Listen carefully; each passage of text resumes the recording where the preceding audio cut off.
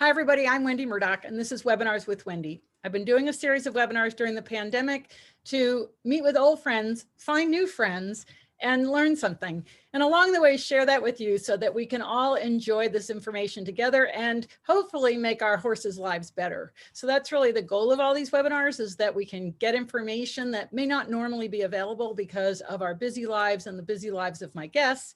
But fortunately, through Zoom, we can actually bring this all together and have this available for you. So just remember to subscribe to the Surefoot Equine YouTube channel so you get a notification every time we put up another webinar. And remember, we are in our second week of our 5-week contest for our 5th anniversary of Surefoot pads. So if you haven't gone to Facebook, go there, go to Fans of Surefoot or the Surefoot Facebook page and enter the contest. You have to enter all 5 contests to be eligible for week 6 when we give away a full pack of pads. It's over $1,000 value. So even if you missed a week's drawing, because we draw every Friday, you can still go back and enter into all the previous weeks so that you're registered for week 6 when we do the grand prize. So just check all that out on the Surefoot Equine YouTube channel. And we're so excited. It's been fabulous so far. Really thrilled to see how many horses that Surefoot's helping, and it just makes my heart sing. Today, my guest is Anna Twinney, and we have not actually met in person, but we've been kind of dancing around for a long time, a lot of sort of parallel courses and tracks, and I think a lot of common friends. So welcome, Anna. Thank you so much for joining me today.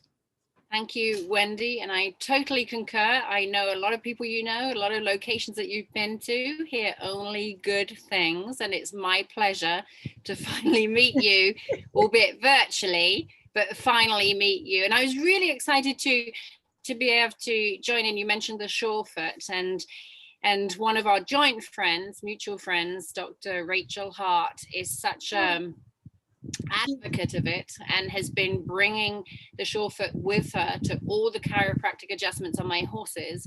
So despite the fact I haven't met you in person, I've met you with 1 degree of separation with a number of people and appreciated what you're bringing into the world. Oh, I love Rachel. She is one of my fab. She's just a great fan, but she's a great person. And she was with me at AAP in Denver, and we had a blast. It was really fun. And she drug all these vets over to my booth, and she's just she's a gem. She's a super person. So I didn't realize that we had Rachel in common. So that's really absolutely fun. So you have an accent. So clearly you are not from the US. Where are you from? Yes, I'm from Britain, and I was born in Britain, but I was raised in Germany. Despite the fact I don't have a German accent, I was there till I was 16, and then I returned back to Britain. I've been in the United States 22 years, and it started in California. I was out in California for 8 years, and then Colorado for 22, all in 22 years. And now, most recently during the pandemic, we moved to North Carolina. So we've literally shifted from one state with a C to another C, and then this is the final landing place to play some roots down. We're really excited to call this. We're near Lake Lure, and that's 20 minutes or 15 minutes from Tryon, so the largest equestrian center in the US. We're only 20 minutes up the road. Not planned that way, it happened that way. That's awesome. So Anna, I assume that you had horses back in the UK and in Germany when you were growing up? I did. I don't class myself as one of the fortunate individuals that was born into an equine family. And it's really more of the traditional ways and means, where I was one of those children that wished she had and wished she could afford. And so I hung out the barns, any barn, to help out no matter how I could, in the old-fashioned way, where you are mucking, you are grooming, you're prepping horses in order to get the support you could seek. I feel like we were looked down at, those barn rats, and I wasn't fortunate with mum totally fearful of horses and my father getting anaphylactic shocks. So everything was stacked against me, not for me. But despite these obstacles, it was clearly meant to be. Yeah, so that's a challenge, especially with your dad. Did you have to like strip all your clothes off before you went in the house? It was a big deal that never the twain could meet ultimately. So it's a matter of, this was my pastime, my activity, my hobby. And in those days in Germany, vaulting, it all began with the vaulting, so gymnastics on horseback. And I love that. And I'm a strong believer that that created the foundation for my seat. And it stood me in a good place when I ended up going to Monty Roberts in California, right place, right time to become his head instructor. I was riding the racehorses out there. And I believe that all came from the vaulting and learning how to do around the world and stand on a horse's back at a canter. And that, you know, Wendy, now you'd laugh. Now I'm going to not put myself in a good light. But now if I had to stand on a horse's back, I would get frightened because of vertigo. In those days, you're cantering on a horse's back, but now, no, those days are long past, but it was a great way to begin my life with horses. And so how old were you work in the vaulting? I started around the 10 mark with the vaulting, and it was a good German foundation, which meant that you would be doing it all at a walk first, and you'd have to graduate to the fact that you could do it all at a canter. And although I probably wasn't the most athletic individual in the sense of being able to do aerobics on horseback, my drive, my commitment was always there. And I guess, Wendy, that's the big piece. My whole career, if you had to look at anything, it's my drive. Never the one that people would look at and go, she's the one destined, but always the one to have the biggest heart to say, I will work 12, 14 hours a day to be able to hear these horses speak and to be able to bring the best of me forward. That's what I was doing all the time. You know, I think you bring up a really good point, because I've had students where they're very talented, but they had, you know, they were doing it for someone else. They weren't doing it for themselves. And then you also see it with the horses. You might see this. I remember when I was at the Keeneland sales, there was a horse that sold for $10 million. He was perfectly conformed. He couldn't run out of a paper bag, and he was impotent. So just having the confirmation or the ability doesn't mean that you're going to succeed, because you have to have that drive. And I totally relate to that, because that's the same story for my life. Is in spite of the obstacles, I grew up in a school barn and was a barn rat. So I totally relate to that. I didn't have a horsey family. I was the one who was constantly begging them for lessons. So I totally relate to that. So Anna, you were in Germany, and then you went back to the UK? I did. I went back to the UK around 16, and in those days too, it's traditional to find a career that would last you 30 years. That was the big thing of, you're successful in England if you have letters after your name. You're successful if you find your place. And so again, it wasn't encouraged to go into the horse world in any way. And so I ended up becoming a police officer, and I was a police officer for 8 years. And I was also the first police officer in the history of the UK to join with my then husband. We were the first married couple to join, and that was huge. And I've always looked at, going back and forward, I always looked at, why did I get chosen to become a head instructor at a facility? I had the dedication, but I also had integrity, and I had the ability to set up a school, had the ability to read people. And so there's many things that in the Britain that you have when you start on that career path, because you learn communication. And not everybody will know that's listening in, but today they still don't have any weapons. Then they had no weapons. And it was always about the person going in, laying the foundation and evaluating the situation through communication and connection. And in Britain, we always came in at a lower level, not to create fight, flight, and so on. And so everything that I learned with people, which is often backwards for horse women, I took to the horses. Everything I learned to become equal, to listen to the horses, all came from that foundation. I might not have been the quickest, I might not have been the most talented, so to speak, but I had a skill to observe and to read. And in order to stay alive in England, you had to read a situation very, very well. So how long were you a policewoman? 8 years on and off. There were different roles that I played, and partially part-time for a little bit, but 8 years on and off. And And it's much like a footballer, a soccer star. You end up getting accolades. So you end up learning different skills. So for example, to be child victim trained or major investigative interview trained or rape trained. So these are all things that I learned. And you end up having these accolades so you become more valuable to that particular police force. And so gradually you learn those skills to be supportive. And I was always the voice for the, I always said the voice for the underdog. For me, it was about fixing situations, finding the cause, helping the individuals that couldn't help themselves. And little did I know that that would be the foundation for my horse whispering. That would be the foundation for my animal communication. I find this so fascinating. Were you ever on the mounted police force, or you never got to combine?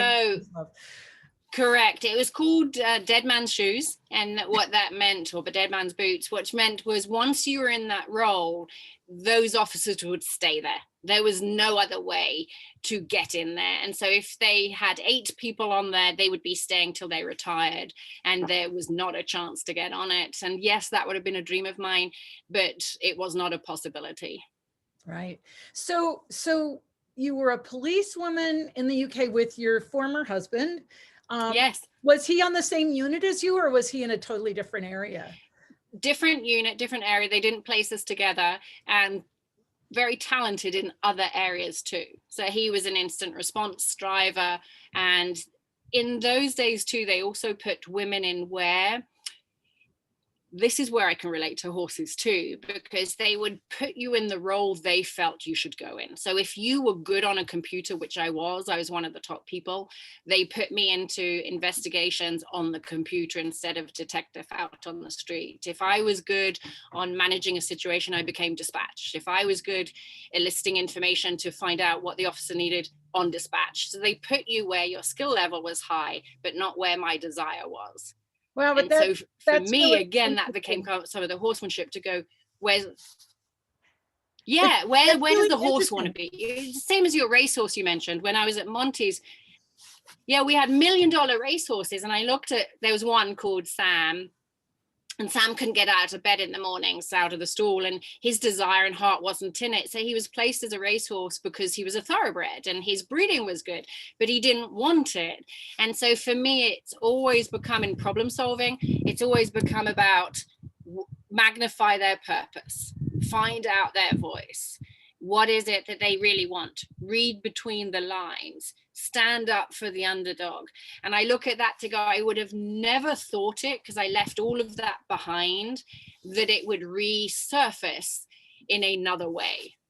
You know, this is why I love interviewing all my guests and digging into their past, because what I always find is there's something in the past that they bring forward and then becomes their passion, and it becomes what they're doing. No one ever just instantly wakes up one morning and says, I'm going to be whatever. There's something about our experiences. And I think that my point being that so many people that I know have the incredible experiences and wealth of knowledge, but don't realize they can capitalize on it and turn it into their passion and profession. And that's one of the things why I just love digging a bit into people's past to see, how did you get here? So, okay, so you're a policewoman for 8 years, and then what? Why did you quit? So then, good question. I love that you didn't go with them. Then you went, why did you quit? So interesting way. So 3 paths led to Flaggers Up Farms. 3 paths led to Monty Roberts is the best way to say it. And so partially I had an incredible horse. Carrie is her name. She's alive today. She's in her 30s, and she's a Palomino. And it's hard to think of this, but in the 1990s, Palominos in Britain were frowned upon. They were a minority, and they could not be welcome in certain shows and so on. And she was very hot. We were both blondes. She was very hot. And judges would look at her and they would judge her. She was a thoroughbred Irish Draft crossed, and she was a little bit challenging to handle. And so everybody advised me, go stronger and harder, get the strong bits, get the whips, get the spurs. And it didn't feel right. And I did not know any different. I not necessarily went down that route, but I did have the Pelham bit. I did not have spurs. I did choose the whip as a form of communication, and I was still hesitant, and I did not have the answers. And so to watch Carrie, who's very headstrong, she's a leader and she's a trailblazer, and not know what's right, but intuitively know that this was not the answer, to say, be firmer, tell her who's boss, put her in her place, never felt right, to the point where my gut would churn, my throat would close. I get tearful today, which you wouldn't necessarily think of as a police officer, but for me, it was all about doing the right thing, being an empath, getting to the core of things. So she was one reason. She wasn't the only reason. I also had a head-on car accident. And so that was a big part in it, to say that it could have been worse, but it was a part. And then on top of that, I was a rape-trained police officer, and they never evaluated police officers to see if they were equipped. And nobody ever told me that the body cannot decipher the difference between imagination and truth. And so my body, having dealt with so many cases, began to respond in a very negative way. And I had no explanation, because I had not had abuse. I checked deep, hard and fast in every direction to go, why am I responding this way when I don't believe anything's happened to me? And that means going down the road of, are you blacking it out? Have you forgotten? Have you done this? So it took a long time to look at it, to go, what's happening to you? And why are you not as strong as other women police officers? And why are you failing these women when I'm one of the best people to take statements that my cases would succeed? So why am I failing? Why is my body failing me? All three paths led me to him, and he was demonstrating for the Queen of England, endorsed by the Queen, went to him. Now, here's where the stars aligned, because the emotional, mental, physical, and horse, everything aligned to say, you need time off. That's where the police said. They basically said, you know what, girl, you need time off. You either have time off, or you're going to hit the wall hard, physically and emotionally. You're not going to make it, basically. You're not going to make it as a police officer. You're far too sentient. They didn't call it that. They said your emotional piece is flying off the charts and you're not equipped for this. And it basically means I'm an empath and I'm sentient. And so everything led there. And then I watched him in demo and was invited to California. I took a year off.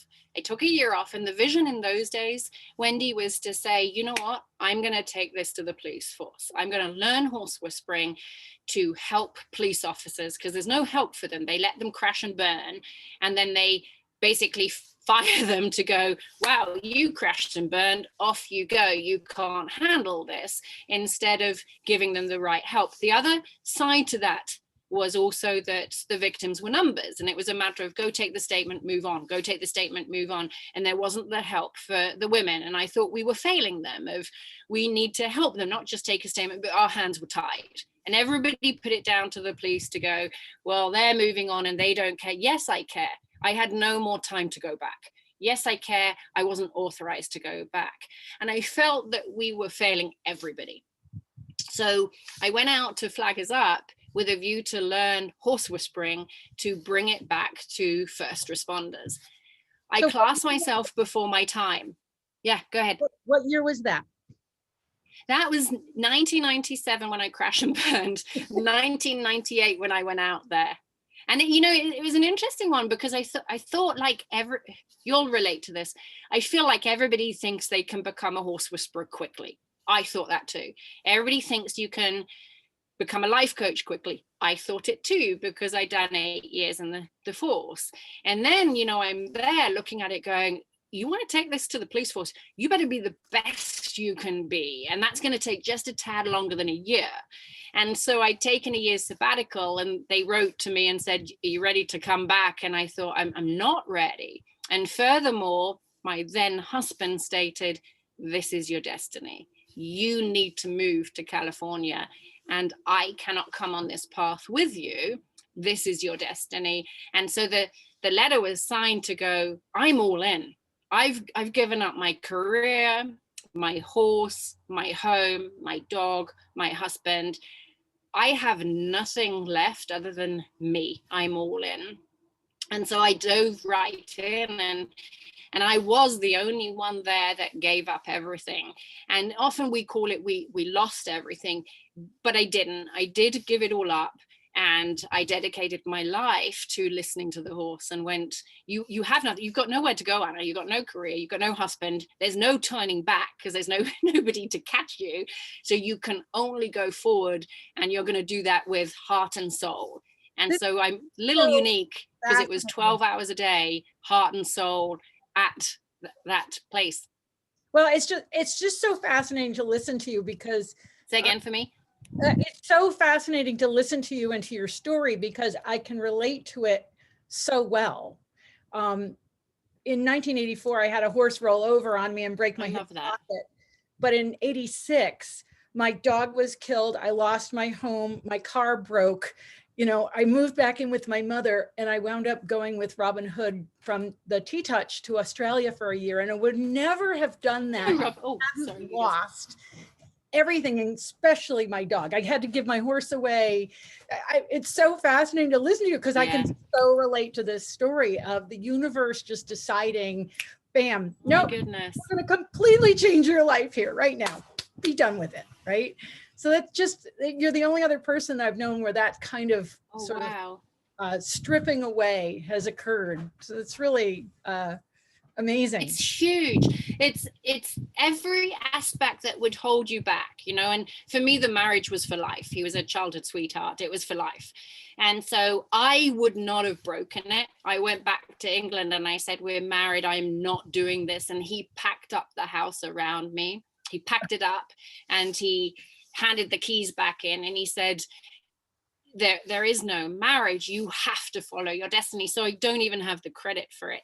And then, you know, to see it stripped away to the point where there was only one road for me to fulfill it. Now, the choice came with, you always have choices. So you can stay back and face the music, which would have looked pretty damn ugly, or you can move forward. And I don't deny that you have to process it. So neither is it that magical, everything's great in paradise. There's still a ton of processing and gratitude, you know, long-term gratitude, but short-term processing, to go, I'm grieving my horse, I'm grieving my German Shepherd. You say you lost, I mean, I get tears now. Major was my world. And I had to grieve it, because people will look at me and go, how could you have given them up? I couldn't have given them up. I couldn't have given him up. I didn't choose to give him up. And they go, you made a choice, you left. No, it was my destiny. And if anybody's ever had a pull on the heartstrings, they'll know you cannot fail your destiny. And that's what people find hard to go, if you chose that. Yes, I did, and no, I didn't. There is a choice in that you choose to move forward instead of to dwell in all of the loss.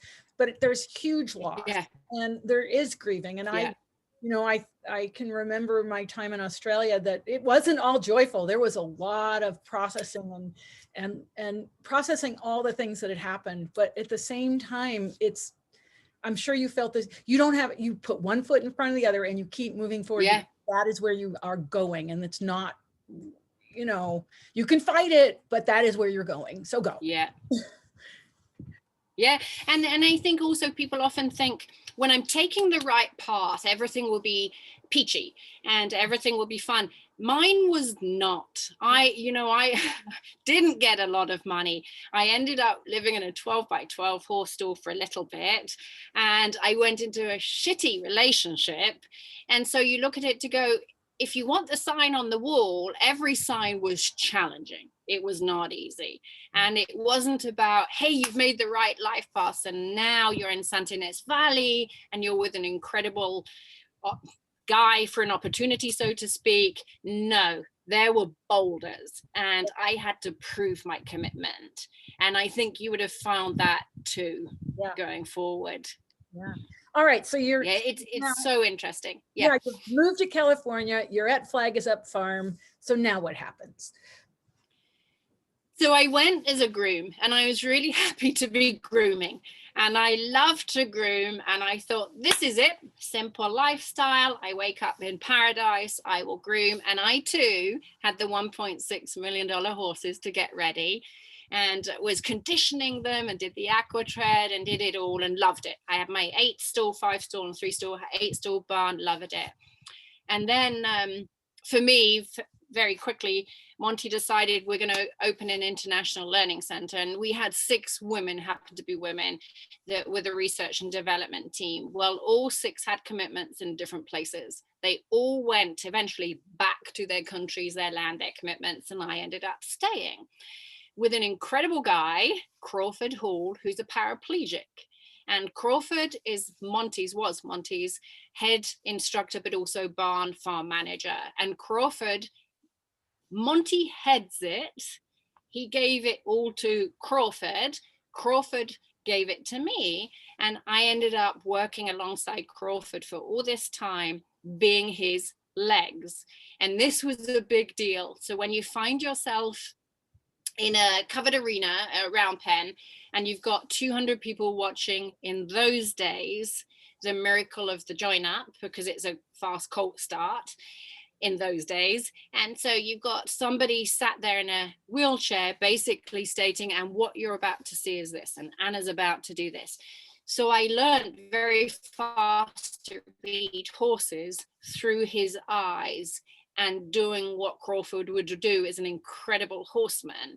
And so I couldn't have asked for better training to be with somebody that had to see the intricacies, have heightened awareness for the fact he was in a chair. Incredible man. He's still alive today. He walked me down the aisle, the second marriage I had. And he's been my cheerleader all along. Incredible, incredible guy. And so Crawford said it best. He said, Monty's allowing you to be in the saddle, because I would look at it and go, I'm not really getting the praise that I need, or I don't really get told anything until I do it wrong. And I'd go to Craw and I'd go, what is that? And he'd walk around in his chair, and he'd go, what do you want, Anna? Do you just want to hear the yeses? And I said, yeah, I need some yeses. And he said, you're getting the greatest compliment. Monty's treating you like a horse. When you do it wrong, he's leaving you alone. But when you do it wrong, he'll tell you. But when you do it right, he leaves you alone. And I'll never forget that, because I go, I'm not a horse, Craw. I'm not a horse. But the main thing, the message from that was, you're allowed to ride the horse. You're allowed to run this place. He is entrusting you with his baby, with his reputation. And I had to change it in my mind. Instead of going, what, I'm not getting the hand holding I want, or I'm not getting the smile I want. No, you're getting the facility, and he is entrusting you, which is the greatest gift you'll ever have. And that really goes alongside the giving things up. We could either look at the loss, or we can look at putting a step forward. And the same here, I could either look at it and go, I'm not getting any recognition, or realize, what, you're being empowered by the mere fact you're entrusted in it. And it, again, took that processing to do that. But I ended up becoming the head instructor alongside Crawford and running the facility for many years. Wow. Yeah. And, it's interesting because even like our horses, some horses need some praise, some horses just need quiet. And we have to learn how to deal with it if it's not coming in the way that we typically expect it. Like, I've watched so many students watch another, say, a professional teach, and they go, because that's not what he does. Appreciate what he does, not what he doesn't do. Go to someone else if that's what you need. And so we have to take responsibility. And I think that's what you did. You took responsibility for saying, I'm looking at it this way, but it's really, I have to flip it over. I have to flip it over. And I worked so hard, so hard to get it right, so hard to be a voice for the horses, so hard to understand the concepts. And it was there. It was at Flaggers Up that the visions started to come. And I started to get little clips in the head to go, okay, what is this? My background is science. My background is black, white, and gray for the law.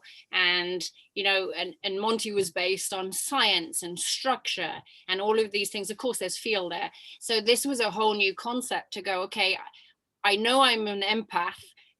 I know that already, and I'm feeling them, and I know something's wrong if they're rearing and not wanting to come in, or if they're not really performing, but nobody had taught me that. And so it's this piece of, that is the shout. You and I know that. In those days, I just thought, oh, that's the horse's character. That's the behavior. We've got to get them through it. And then you start questioning to go, but what if it's not just getting them through it? What if I'm sensing there's more to this and I need to act on what I'm sensing? What if I'm seeing a picture here and it's random? It's got nothing to do with my thought process. I need to investigate this. And nobody has taught me it. Nobody believes in it. People are talking about feel, and this was a big one for me, Wendy, because for probably, well, from 10 till 35, feel was always in the hand of the pressure, the release. What am I feeling, tension or not in my body? What am I seeing in the horse? But the feel at around 35 that I started to look at was more my gut, of my gut is churning, my heart is heavy, I'm sensing their fright, not seeing it, I'm sensing. And it began to shift into a different kind of feel that is less spoken about. And that's the one that when I ended up leaving there, so that's 2003, I left there, I started to explore feel means, why is that Mustang jumping out the pen when arguably another person would go, there was no pressure there. There was no pressure there. Well, what was he feeling then? If there's no pressure, why did he do it? Didn't do it for no reason. And so it was investigating intention, perception, energy. And I really then, I call it the next generation horse whispering, for the fact that I thought, you know what, here's Monty the first, I'm the second, but also this is my second generation that I'm putting out there. And it's a second generation that isn't simply looking at pressure release techniques, but they're coming back with my first impression, my thought impacts the horse. And so that's where the telepathy started to come in. That started, I'm sorry, I forgot his first, Crawford, the guy who walked you down the aisle. Yeah. Do you think that started there? Because when you're working with a horse and you have someone else there that's guiding, you have to be so quick. You can't have a delay because you just need to be immediate. So you would have to start setting up some sort of read, if you will, of that person. So that it's three of you actually working together. And I'm just wondering, you kind of started to notice it then. Well, Crawford would be, like you're saying, about 3 seconds ahead. He'd have to be.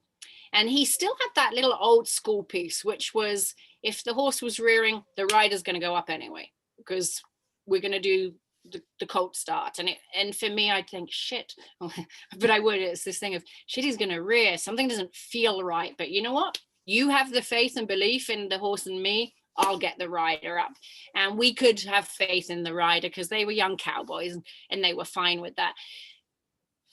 But it came really here. I came back from Australia. I was in Australia too for 3 months, and I was fortunate. I toured with Monty for a month, and then I was at the cattle station for a month, and then I also watched wild horses for a month. And when I came back, we were starting an instructor program, and I'd written it in Australia, put it down on paper, was starting it. And I was the rider for one of these 30-minute rides. I remember her name. It was 23 Val. That was her name. I'd known her since she was a foal, and I probably, knowing me, wanted a rider because I knew her. And I'll never forget it. I know who was on the ground. I know 200 people were watching. And first ride up, and she did a suck back, dropped the shoulder, and I came off.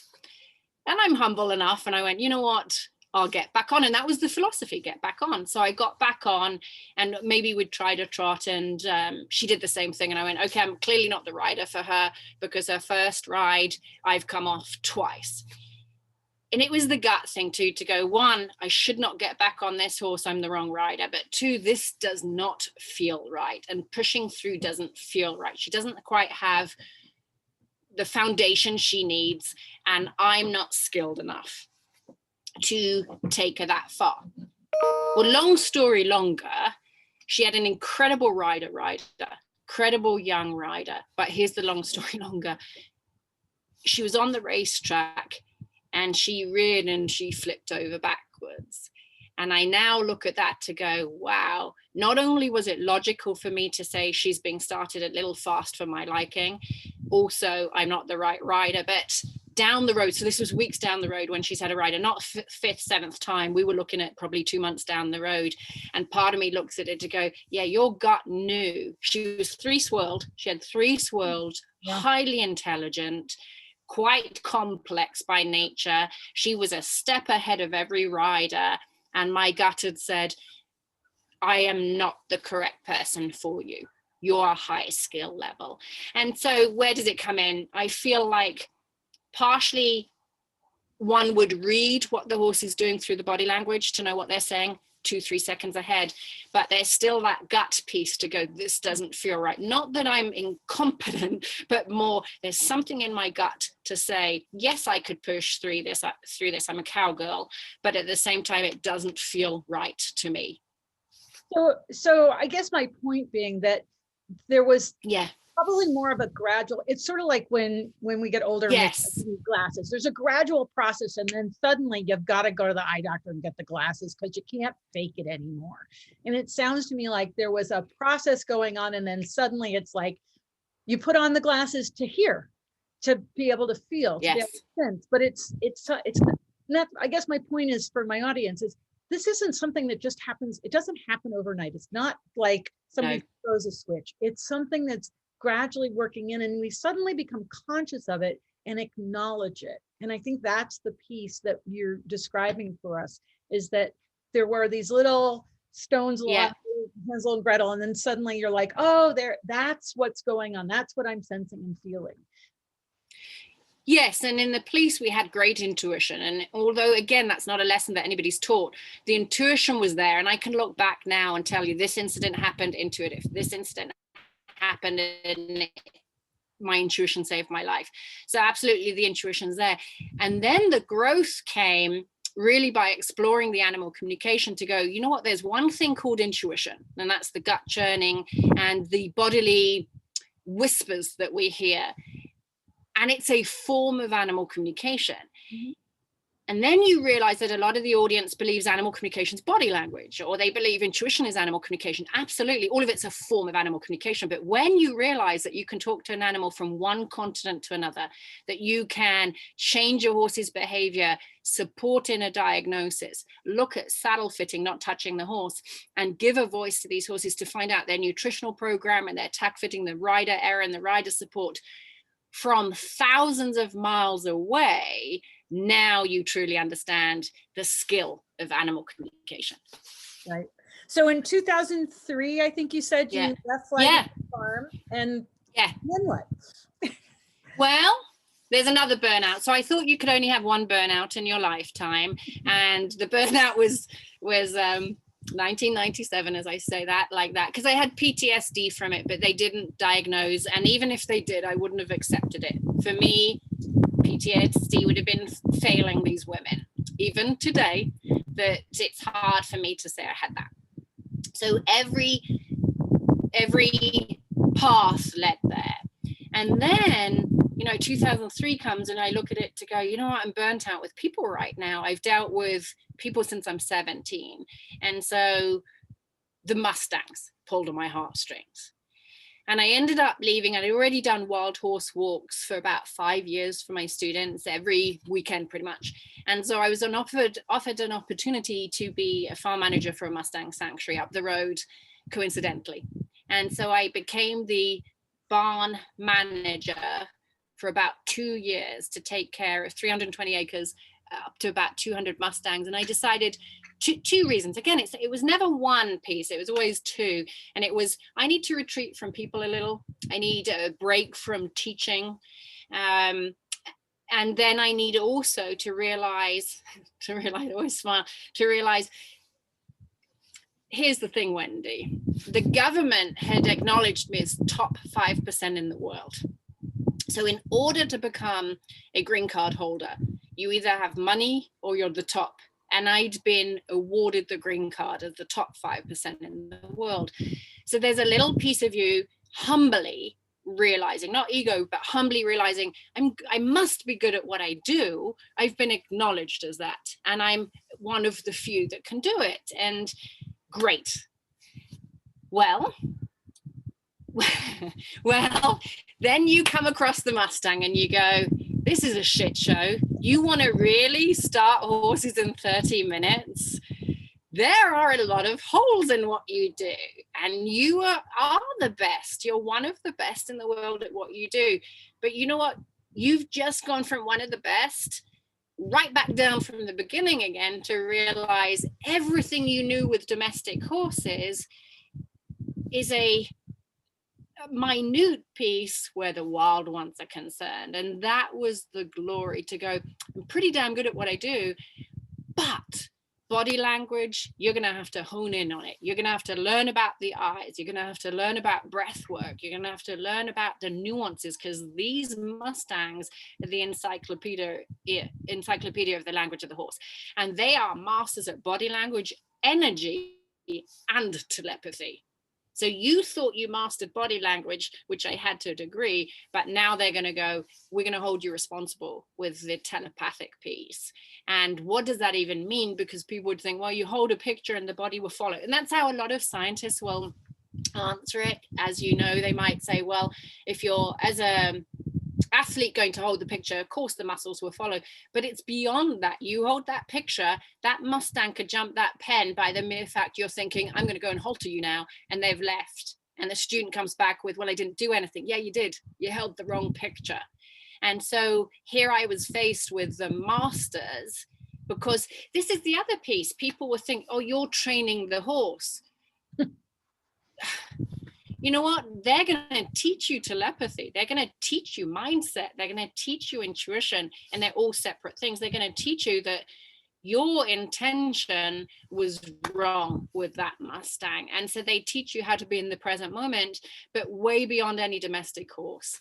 And that's what I moved into, was managing the place and really exploring all of what I've just mentioned, to go, you know what, you have me intrigued here. So how long were you at the Mustang Ranch? So I'd known, it was Return to Freedom, and I'd known her since 1998 and had gone regularly. And then I stayed 2 years, and, you know, I could easily have said I'd stay longer. But again, just like you, your journey took you.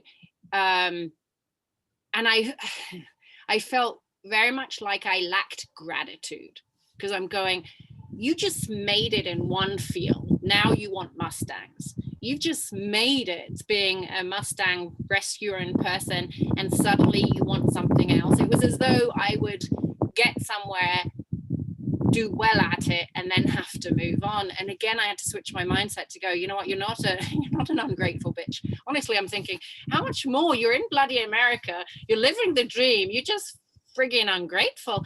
And then nobody educated me on this, to go, you're not. Because a lot of people in England would just go, you've got it all, couldn't you just be happy? And friends around you would say, you've made it, couldn't you just be happy? And I'm thinking, there's something seriously wrong with me, until I could flip it to go, Anna, you're being groomed. You've stayed there. That's the piece you needed. You're okay. You love what you do. You're full of gratitude. This door is closing because another is opening, and your job is to walk through it. It's not about close this door to look for one that's opening. The door is closing. You're having no choice. And instead of thinking you're lacking gratitude, can you see that this is your journey?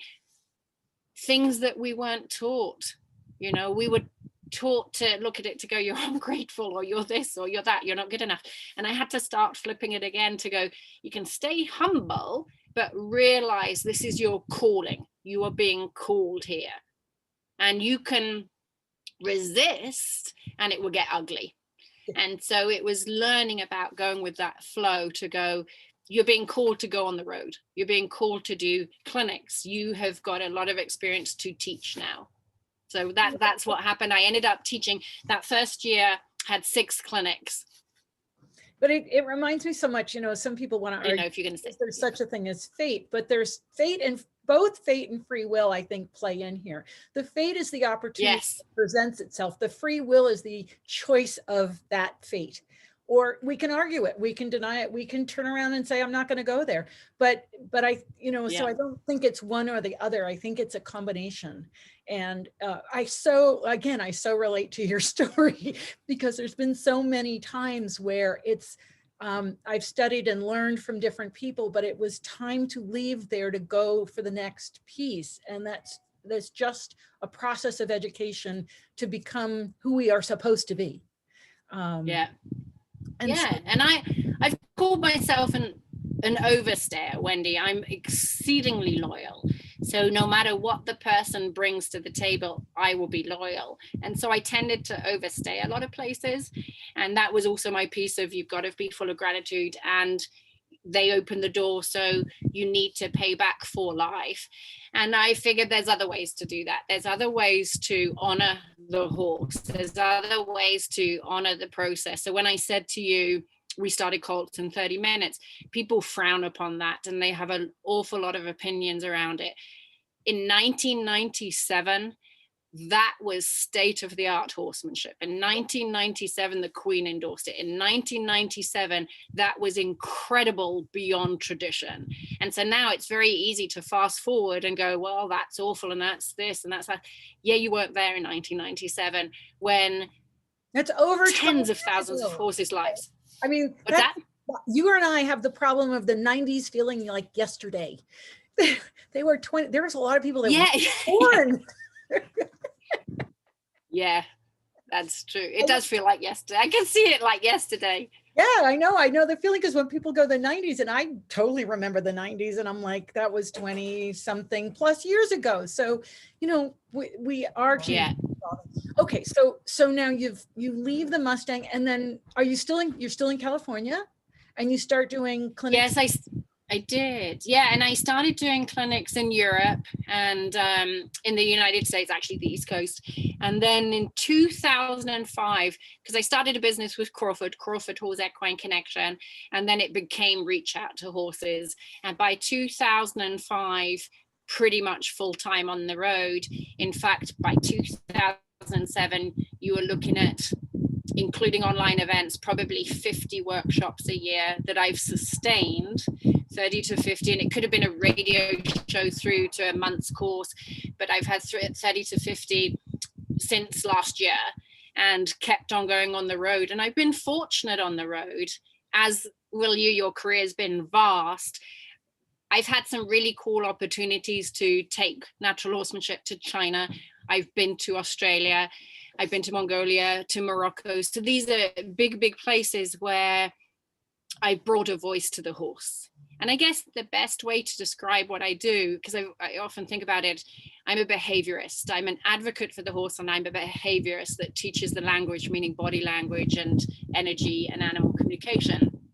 So what's wonderful about that is I can go to a therapeutic riding barn, or in China, it was the Chinese endurance team, or Sheikh Mohammed's horses, or it can be your backyard owner.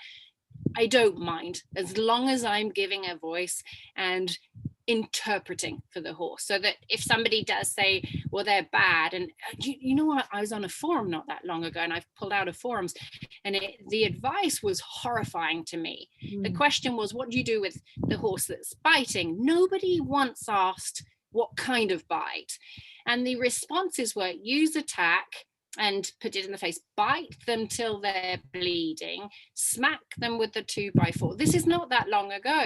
And you're looking at it to go, how old? Well, one, it's never acceptable, but how old is the horse? And are they trying to snuggle? Are they asking you to pay attention? Nobody cared. It was simple. Horse bites, we whack them in the face. And you look at that to go, no, I'm your behaviorist. What if a child, a husband just taps you on the arm? Do you whack them in the face? So why aren't we looking at intention? And that's where it became more and more apparent that they need somebody to be their voice, to say, they're not trying to hurt you. This is what they're trying to say, or this is what's caused it. And I ended up bringing nutrition in, you'll know the value of that. But nutrition, lifestyle, breed, age, all of it to come back with, it's different if they're biting at 2 versus 10, or it's different if they're 6 months old because they're feeling your body and so on. And so I teach 5 WHs, and one of it would be why. Let's look at the core. Why is this horse doing it? So that's what happened going on the road. Yeah, I think it's so important, that I have always found, and I've worked with other animal communicators, and I can remember so clearly a time when a horse got a brand new custom saddle, and the communicator was saying, well, the horse felt pressure in a certain place on his back. But I asked her the question, has he ever felt that before? And the answer was no, because his previous saddle hadn't fit. But if I hadn't asked the next question, they would have thought that this lovely brand new saddle, which fit beautifully, wasn't working right. And I think it's so important that we keep observing and asking questions. And that's from my Feldenkrais training, which is very Socratic, meaning ask questions. That's Socrates' approach, is you have to ask the next question, because otherwise you're not dealing with all the information that's available. And as we keep asking questions, suddenly it comes to light, oh, well, this happened, or that, or he wasn't feeling good, or my friend did, or the other day he lost his buddy, and it's when we just try to take it as this one data point, it's so incomplete. It so does not represent. And I'm sure, most people are not good observers. So they, when they, like, people will ask me what surefoot pads should they have for their horse, and they give me one little data point, but that doesn't tell me the story. That doesn't give me the information. No. And then you have to draw that out, and then you suddenly discover, oh, it's this and this and this. And then we have a story, or a picture, I should say, that we can work with. And that, I think, is probably, I'm sure, not having. Well, I can actually speak to that, funnily enough, because I don't remember my sessions, and I believe I've done, I've worked at least 10,000 horses, and people often don't believe it, right? And then I've also talked to approximately the same amount of animals, and I never remember my sessions. But the very story you're mentioning there, a client from Colorado called, and she said it's somewhat of an emergency, and it was about her horse. And so supporting professionals with determining pain. And it's exactly that thing that came up. Now, if I hadn't been a horsewoman, I wouldn't have asked the right questions, but I too feel it. So I feel it, I see pictures, I sense things, I hear things, I see words written, but I feel it in my body. And I remember exactly where I felt the discomfort. I can tell you now, it's just about on the right, not quite the last rib, exactly where the seat bone would sit of the human, right? So I'm looking at it going, okay, this is interesting. I know where it's sitting. And most people would jump to conclusions. And then I'm looking at that going, no, but she moves fine in the paddock. I could see her move in the paddock, walk, trot, canter, fine. That goes, okay, you've got me interested. Then I watched her warming up with the saddle. So I asked the right question. I'm looking at too, going, without a human on, you're fine. Then I looked at the saddle and it felt like a glove. So then I came back with, you've had a saddle fitter. Your saddle fits, your horse sees lunging, is warming up emotionally, mentally, physically. There's not a problem there. When you turn her out, she's got plenty of turnout. So this must have been really weird for you. And you're bringing me in because now you don't know from the vet and the saddle fitter and everything else, you don't know where to turn. So I'm looking at it going, okay, so it's the rider's weight. The saddle fits, but it's the rider's weight. So this is my deductive reasoning. And you cannot diagnose. Now, this is huge. You cannot diagnose because just like any human, you know your symptoms, but you need a doctor. And the doctor has to do the right test. So it's not like the doctor looks at you and says, you've got this, you test. So with the animal communication too, I can't diagnose. However, there was a but. And as a horsewoman, I went, this reminds me of kissing spine. Just reminding me. I went, I can feel numbness around it. And it reminds me that it's nerve endings. And I don't know what it is. You would need a vet, but it reminds me of, so if this were my horse, I would be getting a second, and be getting x-rays is what I said. I went, I would not ride her because and that was the other thing I saw, Wendy. I could see that this horse was tail swishing and bulking. So there's your confirmation. So instead of coming back with she's bucking or this, I went, no, she's not. She's stopping and she's tail swishing. And people at the barn are telling you that it's behavior and to push her through. I went, I would not push her through. And the reason she's telling you don't push her through, because she's perfect at everything.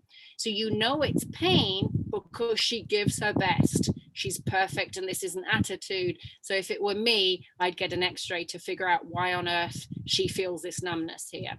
Yeah. Incredible pieces put together. Absolutely. And you bring up such a good point that we don't diagnose with Surefoot. We don't diagnose. We're not a vet. But we get clues. We get pieces of a puzzle. And then it's really going to the vets and getting that diagnosis. And we always talk on these webinars about the team, that you need a team, and animal communication is a part of the team. When you've looked at other things, that brings in and I always think of, does this fit with what I'm also seeing? Does this fit with what I'm watching, what the vet says and what the therapist, is it something completely from left field that doesn't make any, well, it could be that, but does it fit with what I can see in front of me? And so I do find it, I've used animal communication a number of times and found it of incredible value in terms of helping me come to go in a direction, really, to go and actually, I don't know if you do grief counseling, but I have found that one of the places where animal communication has helped me the most is when my animals have passed. And I've lost animals tragically, and the grief was so overwhelming. And when I used an animal communicator whom I trusted, grief, it disappears. It's fascinating because animals don't look at it the same way we do. And it's really, I do help people, and many things I pick up on. One, I think it's a huge trust issue, and then the other piece is it's perception, and people need to remember that if you interview two parties, I always say husband and wife, and if you interviewed Vin and I, you'd get totally different stories of everything that happens in our life. There's not one way that he would see it the same. It doesn't matter. And so that's the thing with animals, is it's their perception. And so you're seeing through the eyes of that animal for that moment in time, which I think is incredible. So when it comes to this pain management too, it's their eyes. They can perceive work versus rest pain levels. They can say, your saddle does fit. Do not get the saddle fitter in again. It really does fit. It's not the saddle. So despite the fact it looks like it's the saddle, here's the reasons it's not. So it's a perception piece. And then the animal communication, which is incredible. We don't see animals the same, Wendy, after animal communication. When you realize they're not livestock, this, but when people realize they're not livestock, or when they look at them to go, I wish my animal could hear me, they can. I wish my animal could understand me, they can. I wish I could speak to my animal, you can. I wish it was from the voice of the animal, it is. So beyond that, they're teaching you why on earth you're here on this planet. And so they will teach you there is life after death. No matter what the minister, the teacher, the parent has told you to believe, which is a repetition of a statement, they will teach you can talk to them after. And that can be frightening for individuals and even challenge belief patterns and life work. But on the other side, if we're open enough, we look at that to go, oh my goodness, it doesn't end here. I still have a connection with my loved one. That's incredible to think. And I want to put a little caveat in there. It is our perception that they are there. So you don't have to necessarily believe in life after death. As long as you remember your animal, they are still alive for you. Yeah. And so I think that's an important piece. Because some people aren't. My mother didn't believe in it.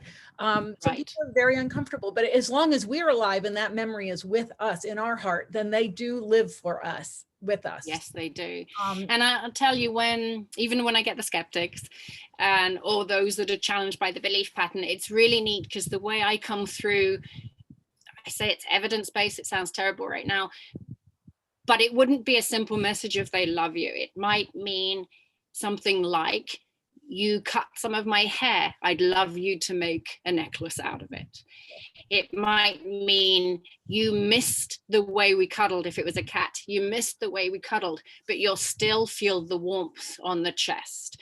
And so there's always the piece to go, oh yes, I did cuddle them that way. It might mean that the dog says, I'm no longer there, but if you feel a touch on your right hand, I'm touching you like I used to with my nose.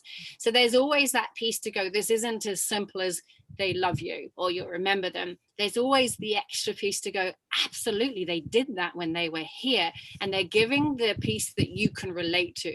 And I love that. I really, really love it to go, there's more to it than a placebo, and there's more to it than making somebody feel good.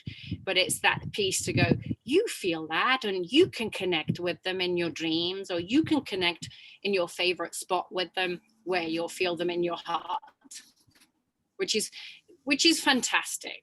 Because like you, my dogs, I've got a couple of horses that are soulmates, so that's kind of neat that you got more than one soulmate. But my dogs are my soulmates, as well as my husband and so on. But they're my soulmates. You know, you see the lineup: horse, dog, husband. But they're soulmates, and that's a big thing to realize. If I've lost you early because your body couldn't transport you and hold you longer, but we can still connect. And you're very much leaving a paw print on my heart, or a hoof print on my heart. And that I need going forward to do the mission I'm doing. I need to know that I'm not alone doing that. It's a big deal, Wendy. We're out there on our own.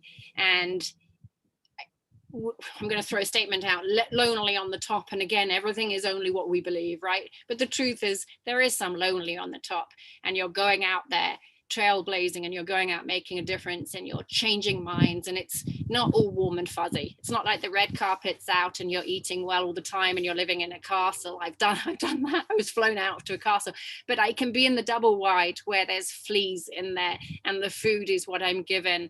And so it's that thing of, we're not having perfect scenarios every time we travel. When we're trailblazing, people look down at you. They can call you satanic talking to animals. There's a lot of labels, a lot of challenges, and yet we rise above it for the good of the horse. We rise above it to bring the change. And for me, that means you're not walking this alone, Anna. You know, you've still got your loved ones in your heart to be cheerleading for you. Well, and you know, people fear what they don't understand. And that is really where it comes from. And, you know, with Surefoot, it's the same thing. When I started, it would be interesting what people would say to me, because it was so different. And like you know, you believe in what you believe in, you know what works, and you just keep going. And the horses, the animals, are the ones that reinforce us and keep us. I mean, I can't tell you that I've always said with Surefoot, just look at the horse. Don't believe a word I say. Watch the horse, right? And the horses show us. And so, you know, we're lucky because we have this biofeedback unit called a horse that gives us the reinforcement to us and to the people around us to keep us going. And it's a circular, you know, we give to them, they give to us, and we just keep going. Well, Anna, I don't understand all of your Surefoot for sure. I never profess to, because it would be this tiny bit that you go, okay, a whole new world has to open up there for me. And Honey, she's my backskin mare. She's a Premarin from Canada. She's one of the offsprings. Honey loves your Surefoot. Out of the 3 horses in that particular herd, Honey is the advocate. And she would be the one, she chooses the right ones. She adores it, and you watch her balance herself and you go, I don't know exactly what you're doing, Honey. And I don't even know why you're touching that pad. And I don't know what colors represent what. And this is a whole new system I have to learn. But what I can see is you're choosing this right now. Mm-hmm. And then it would be Dr. Rachel Hart that would look and go, do you see this change? Do you just see this? And I think, I'm not sure if I do. I know I travel the world, but I'm not quite sure I see what you see. But yes, I understand some of what you're saying, because she's, again, her eye is just incredible to watch it. But I could see my horses talk. That's what I can see. This is so exciting, because now that you have Surefoot and you have some horses, you'll be able to talk to the horses and let me know what they say about it, because it's one of the things I've been so fascinated about. Yes. Good point. Because the horses are what show us that it's meaningful. But so I'm really looking forward to having you back and after you've had some time with Surefoot to thank you. tell us what the horses have to say. I'm so excited about that. A little note on that one. One of my students is in Oregon, and one of her Mustangs chose to step on it too. And he's reserved, guarded, potentially could go back into the wild. He's not seeking human interaction really. But when you see the wild ones choosing it too, because this is a domestic piece of support, and you watch it to go, okay, here's an individual domestic, here's a wild one, figuring out what this means to his body. So where I'm heading with that is there's that emotional component too that I'm not sure if anybody meaning people that are using your stuff, not you, anybody would look at, but I've watched them do the pads for emotional reasons as well. Yeah, I'm sure of it. Well, it's really neat. It's been absolutely fascinating to get to know you and to hear your story. Well, thank you. Wound up here. If people want to know more about you, where can they find you? We are under reachouttohorses.com, and although that doesn't necessarily explain the animal communication or the energy healing piece, Reach Out to Horses is the name. And somebody had mentioned a book. I've just released 3 books and I've written 3 more, but I do need the time to get those books out there. But if you're interested in the next generation natural horsemanship, we've got, you okay? We've got Beyond the Barn, and like you, we've put out some DVDs, the books, DVDs, online platform. It's all there. They can find everything in our outdated website. It's top of the list now. It's under reachouttohorses.com.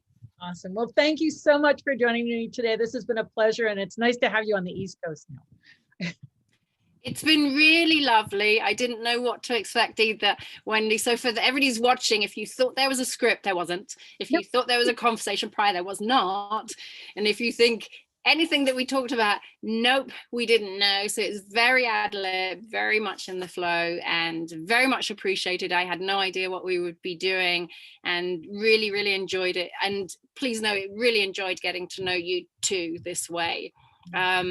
And I do look forward to meeting you one day. And we're opening Whispering Feather Farm. We're opening Whispering Feather Farm here in Mill Spring, North Carolina, Wendy. So with you being on the road, I hope one day to be able to host you here and have you join our farm, because I'm getting tearful with that, silly, but you definitely, you speak my language, you know, you speak my language, and we're in it for the horses. You know, so we have to be in it for the people, and I love people, but we're in it to give the true voice for the horse. And it's lovely to meet somebody that has dedicated her life to it. So thank you. Thank you. Appreciate it. All right. Well, thank you everybody for joining us. And just remember to go to I've got YouTube, our YouTube channel. All the webinars are there. We're up to almost 160 webinars. So lots of great information. And I think I've forgotten who my next guest is. I can't keep track anymore. But we'll see you again soon. So thanks for tuning in. Bye. Bye, Anna. Thank you. Bye. Bye. Bye, Wendy.